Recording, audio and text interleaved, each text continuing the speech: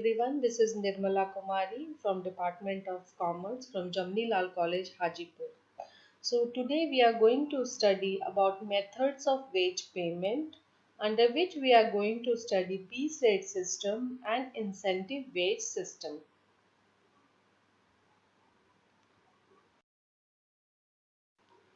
Topics to be covered. In my previous lecture, I had explained you the meaning of wage.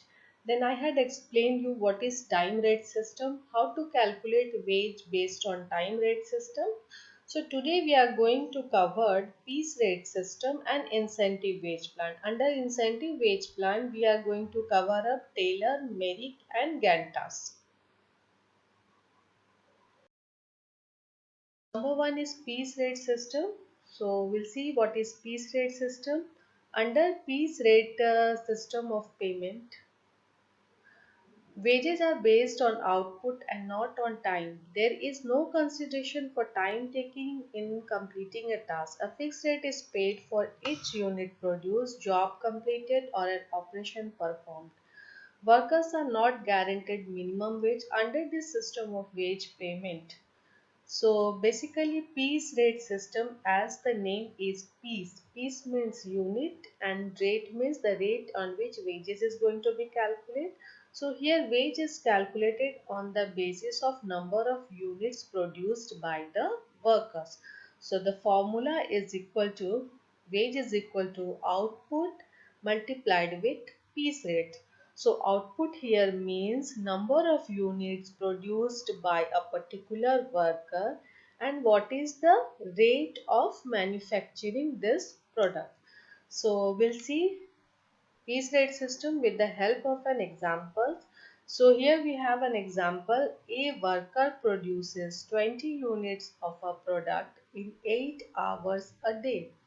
Rate per unit of product is rupees 15. Calculate wage. So number of unit here produced by a worker is 20 units and per unit rate is 15 rupees. So wage is equal to 20 units multiplied with 15, that 15 rupees, that comes rupees 300 per day for 8 hours a day. Now we'll see incentive plans. So incentive plans are the plans formulated to influence and motivate the workers to achieve the set target to get the reward. The incentive is given to the worker by paying some bonus or premium in addition to their normal wage. An incentive plan comprises of incentives like profit sharing, profit, project bonus, stock options, sales, commissions, etc. So basically what happens when we are giving normal wage to each and every workers, it would create a sense of insatisfaction among the efficient workers who are doing their work very efficiently. So there should be a provision, there should be a system in which those workers who are performing their works efficiently and effectively, they should have to be rewarded. So for rewarding those workers, incentive plans was developed by the experts. These incentive plans in wage will influence and motivate the workers to achieve the set target to get the reward. So basically in this incentive, the workers are given bonus or premium in addition to their normal wage. Those workers who are performing their work with efficacy and efficiency will get wages with bonus or premium. We have types of incentive plans. So basically incentive plan has been divided into two parts.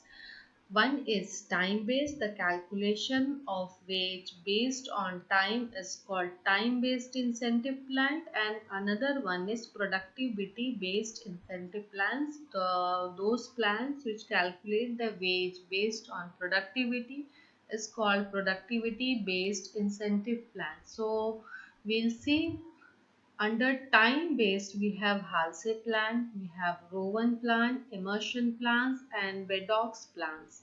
Under productivity-based incentive plans, we have Taylor differential piece rate system, Merrick differential piece rate system, and Gantt's task and bonus plan.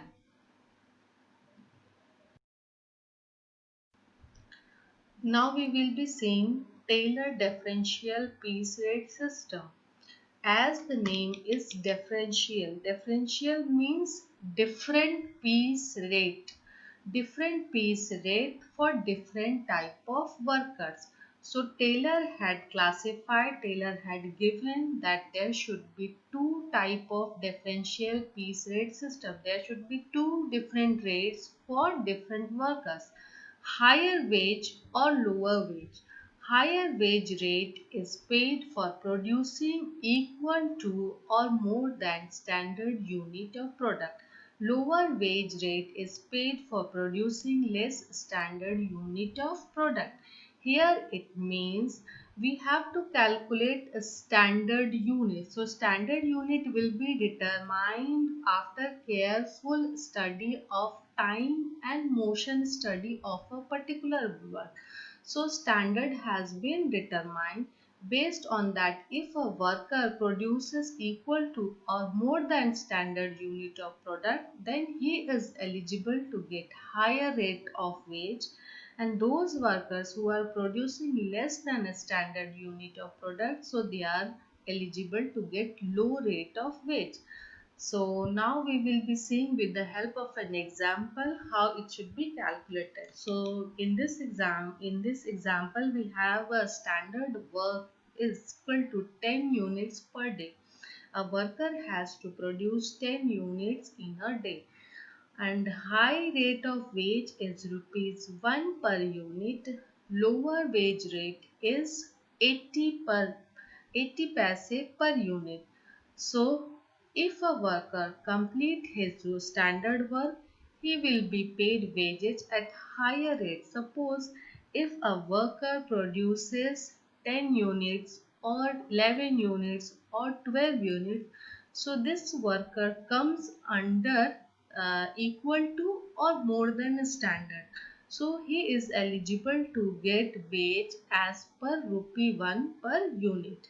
And the other worker, and if the worker is producing less than 10 units, so he is eligible to get wage that is 80 paise per unit. Next is advantages of Taylor incentive plan or Taylor differential piece rate system. This system helps in lowering down the cost of production per unit. This system helps in lowering down cost of production just because incentives are paid only to those workers who are doing their work, who are achieving their production up to standard or more than standard unit. So here incentive is given only to those. So it reduces the cost because we are not going to give incentive to each and every worker. Next is this system is based upon scientific calculation, proper work and job standardization. Most important merit of these systems are that it rewards an efficient worker and penalizes the inefficient worker. As I have told you, there are two different rates. Those who are doing well, they will get higher wage rate. Those who are performance is less than standard, so they will be getting lower wage. So there is an provision of reward for efficient worker and penalization for inefficient worker. This method reduces the supervision to the minimum. It encourages the workers to produce more and more. Under this system of wage payment, we need to supervise the work very less because it is related to production. It is related to productivity. The more workers are producing, they will get higher rate. So the workers are itself motivated or itself penalizes for doing their work inefficiently. So there is no need to supervise the work. Another method is Merrick differential piece rate system. So we'll see what is this. The Merrick differential piece rate system is a modification of Taylor's differential piece rate system in which three piece rates are used to distinguish between the beginner, the average worker, and the superior workers against two piece rate in Taylor system. This Merrick differential piece rate system is actually a little bit modification in Taylor differential piece rate system. Under Taylor differential piece rate system, there was two different wage rates, higher and lower. But Merrick has three different piece rate systems. So now we will be seeing what is the three piece rate system. The worker is paid the straight price rate up to 83% of the standard output. Here we have to calculate the efficiency of workers. So this efficiency is calculated on the basis of a standard fixed by the company. So standard is calculated based on time and motion study of the work. So if a worker is worker efficiency is 83% of the standard output, so he will be eligible to get straight piece rate. Next is 10% above the normal rate for producing between 83% to 100 if the productivity or the efficiency of a worker is between 83% to 100%, then that worker will get a wage 10% above the normal rate and 20% above the normal rate for producing more than 100% of the standard output. Here also the minimum wage of the worker are not guaranteed. So Merrick differential piece rate system has three piece rates.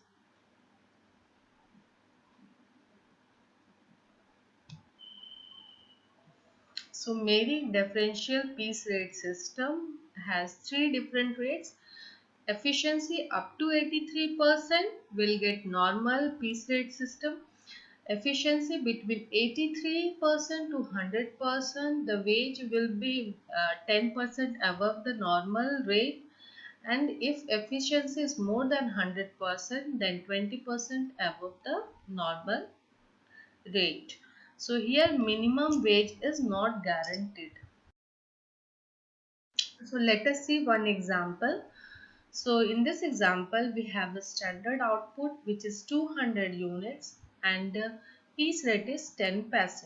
So in case 1, we have output is equal to 160 units. So efficiency is equal to 160 units upon 200. So actual unit divided by actual output divided by standard multiplied with 100. So it is 80%. So efficiency is here 80%, which is less than 83%. So as per rule, if the worker's efficiency is up to 83%, he is eligible to get normal piece rate. So what is normal piece rate here? Normal piece rate is 10 paise. So earnings will be 80 multiplied with 10 paise. So it will be around 8 rupees. Next is case 2. Output is equal to 180 units. So efficiency is equal to our actual output upon standard output multiplied with 100. So it is 90%. So it comes under the criteria of 83% to hundreds. So those workers which their efficiency comes under 83% to 83% to 100% are eligible to get to 10% above the normal rate. So here earning is equal to 90 multiplied with 110 upon 100 multiplied with 0.1 is equal to 9.1. 99. Next is third case, output is equal to 200 units. So efficiency is equal to 110%. So here in this case, the worker will get 20% above the normal rate. So like we can calculate like this way, 10 paise. So 10% multiplied with 110%. So it 120%. So it will come around 0.12. So 110 is the efficiency multiplied with 0.12. So it comes around 13 rupees 30 paise. Advantages of merit differential piece rate system. So there is a direct connection between effort and reward. So efficient workers are paid according to their performance. Hence, a sense of competition is created among the workers. So always when there is a competition between the workers, the productivity increases. There is a direct incentive to work as there is a differential piece rate system. So those who are performing well, they will be getting direct incentive. Decreased cost of production, especially overhead cost per unit. It decreases cost of production because there are three different rates. There is no equal wage rate for each and every worker. Those who are performing less, their efficiency is less, they are getting less wage. There's for those who have efficiency that is between 83 to 100, they are getting 110% of the normal wage rate, and the one their productivity is above 100%, so they will be getting 120% of the normal wage. So the difference in the wage leads to the reduction of cost of production. Next is worker assume the responsibility of his time and output. So there is a considerable scope of reduction in managerial cost.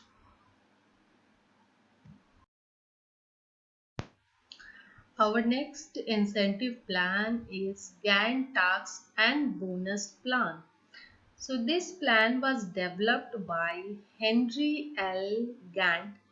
Here standard time for every task is fixed through time and motion study. Minimum time wage is guaranteed to all workers. A worker who fails to complete the task within the standard time receive wages for actual time spent at the specified rate. Workers who achieve or exceed the standard get extra bonus varying between 20 to 50% of the hourly rate for the time allowed for the task. So basically in this incentive plan, minimum time wage is guaranteed. So the worker who fails to complete the task will get wage for actual time spent at a specified rate, and those who achieves or exceed standard will get bonus between 20 to 50% of hourly rate. So let us see one example. Suppose the standard time fixed for the job is 8 hours. So how the standard time is calculated? Based on time and motion study of the work. Time rate is rupees 10 hours, that is 10 rupees per hour, and the rate of bonus is 25%. Then a worker who completes the job in 10 hours will be paid rupees 10 multiplied with 8, so it comes rupees 80 rupees. So 8 hours standard is here, 8 hours, time rate is 10 hours. So then a worker who completes the job in 10 hours. So here standard is 8 hours, but the worker is taking 10 hours to complete the job. So he will be getting wage as per standard rate. So standard time is 8 and rate is 10 rupees per hour. So it is 80. On the other hand, the worker who completes the job in 6 hours will be paid rupees 100. So how it is be calculated? So we have a standard hour is 8, so 8 multiplied with 10, and 25% bonus he will be getting on 80%, so 80 rupees. So it 25% of 80 will be 20 rupees, so the wage will be 100 rupees.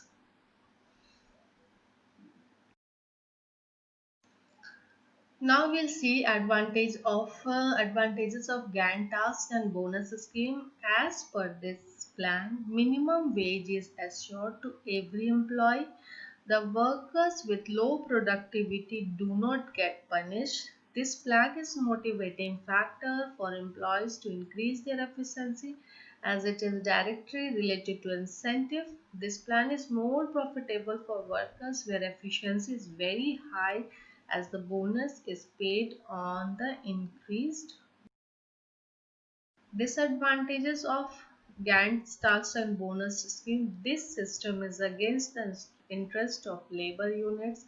If the standard performance is too high, it may cause dissatisfaction among the workers. It increases labor cost for low production.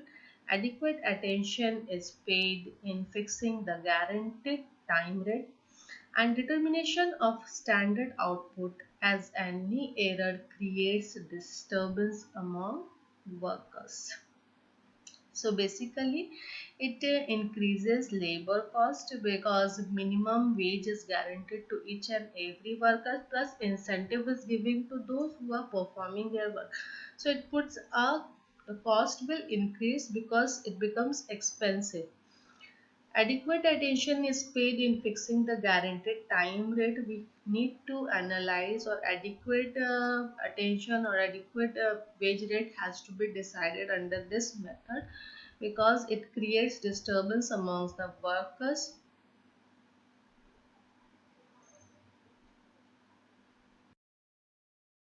So thank you class for listening me. I hope you have understand the topic.